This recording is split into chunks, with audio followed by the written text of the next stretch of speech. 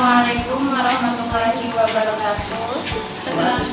Perkenalkan, nama saya Suci Lestari.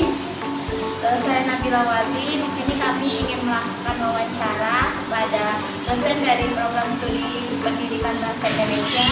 Mohon maaf Bu, silakan memperkenalkan diri Ibu terlebih dahulu. Baik, nama saya Sri Parwanti. Kebetulan saya mengajar di program studi pendidikan bahasa Indonesia. Boleh Silakan Ibu ceritakan pengalaman dari pelajaran Pancasila dalam kehidupan Indonesia. untuk saya, baik pertama kan sudah mengenai PSA ya.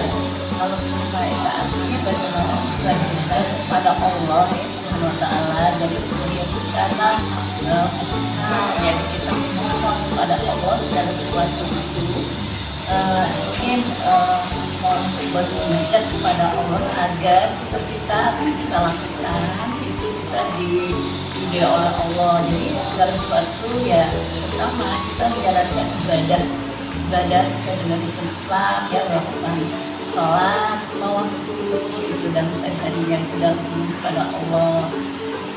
Yang lainnya adalah masalah Mungkin kalau untuk sila yang kedua sila kemanusiaan yang adil dan beradab ya. Nah, di sini berkaitan bagaimana dengan manusianya. Kita sebagai manusia kita mempunyai hubungan yang baik antara manusia dengan manusia.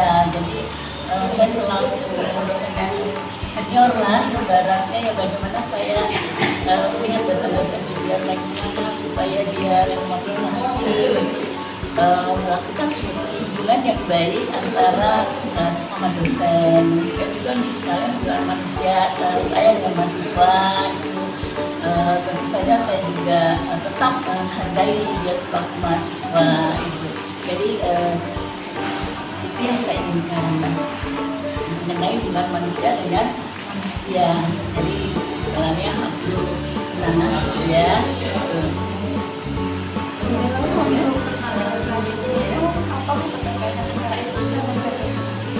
Baik, etika, kalau semuanya sih bisa tercermin di dalam etika ya. Kita bisa dilihat dari etika dalam berbahasa secara verbal, misalnya kesampilan berbahasa ya, bisa juga secara sikap, tapi kita sopan. Sopan juga bisa lihat bagaimana kesopanan dalam berpakaian ya.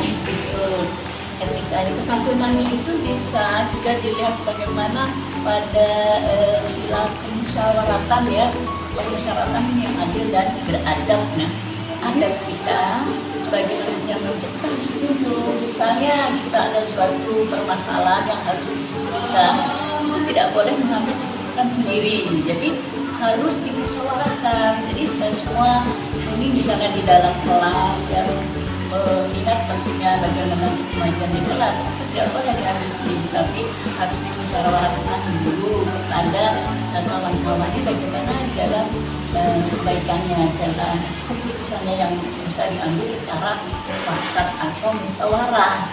Jadi semua berhak untuk menyampaikan pendapatnya, kemudian nanti kita putuskan secara bersama-sama. Itu jadi perlu dimusyawarahkan segala sesuatu itu. Terima kasih ya Bu atas jawabannya. Setelah ini teman-teman kami berdua ini masih ingin bertanya mengenai sila ketiga sampai sila kelima. Sila ketiga. Ya, Oh, yang sudah dikenal oleh kawan-kawan. boleh ya.